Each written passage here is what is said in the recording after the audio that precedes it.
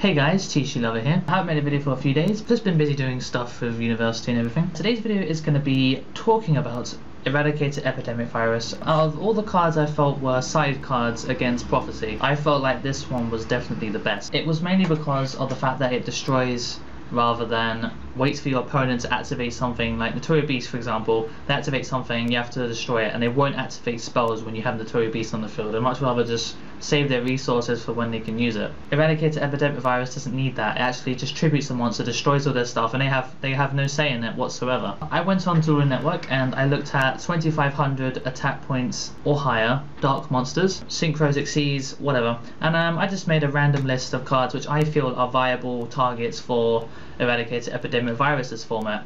Of course, there's a huge list of about 8 pages worth of different cards, but not all of them are useful. I mean, some of them are cards that no one plays anymore. So I just grabbed the ones that I felt were the most viable to an extent and tossed them into a list. So you don't have to look through them, and actually get my opinion on it.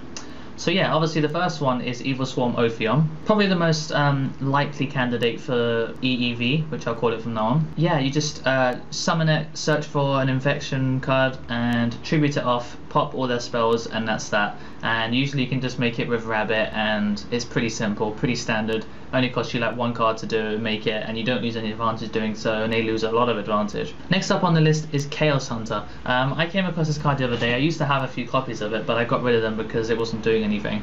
But now that elemental dragons are becoming a thing in the OCG, I've not completely got my head around the deck yet, but I know for a fact that they're very powerful and that they can keep making these giant dragon beat sticks, and they can use the fire one to destroy cards and stuff like that. But what they do, which they center their deck around, is banishing things. And Chaos Hunter, when your opponent special summons something, you can discard a card to special summon it, and your opponent can no longer remove cards from play. At 2500, it's a very good candidate for the card. You can just special summon it right there, discard a useless card that you don't use, like an Abyss something or whatever you want to do, and just tribute it off for EEV. You can just hit a huge amount of cards. Obviously against elemental dragons it won't be very powerful because they have a huge monster count, but against Prophecy it's still a very good candidate. Fusilia, the dual mode beast. I thought this one was going to be rubbish because when you normal summon it, its attack points half, so it becomes 1400. That's obviously not very good. That's not what we need. You can't even equip an extra spell on it and tribute it. However, what I found out is that if you set it, you can set it without tributing it, and the attack points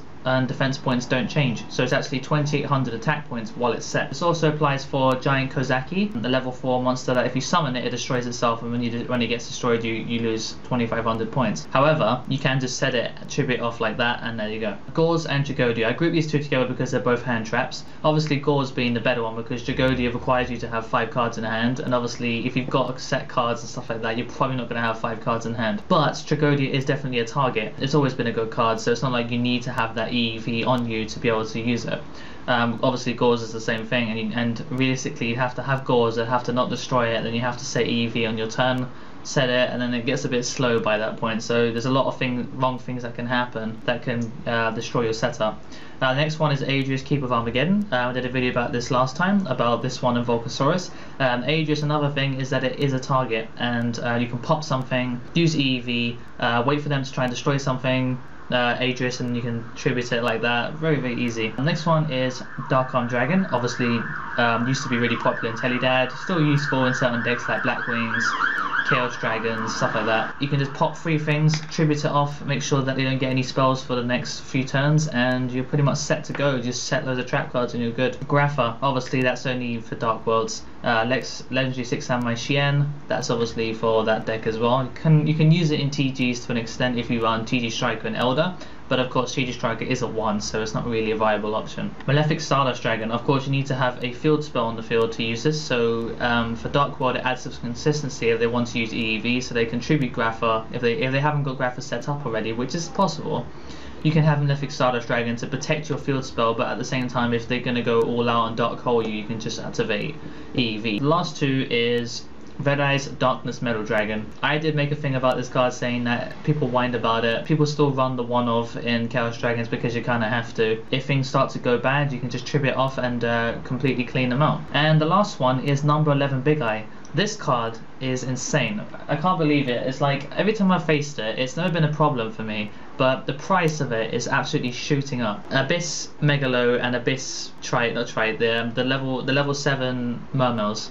You know, they can all make a huge field of level 7s, make them into Big Eye, take all their opponent's monsters and just attack really for game. You don't even lose much advantage. It's absolutely insane.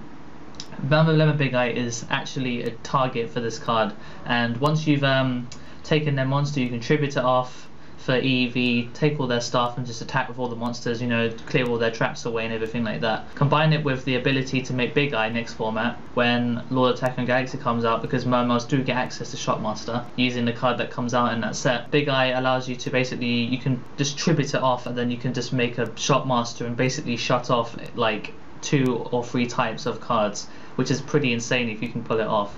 So yeah, that's my little list. I hope you guys liked it. Like, comment, share, and definitely subscribe. Thanks to everyone who subscribed recently, you've been great. So thanks for watching, and until next time, the TCG Lover is out.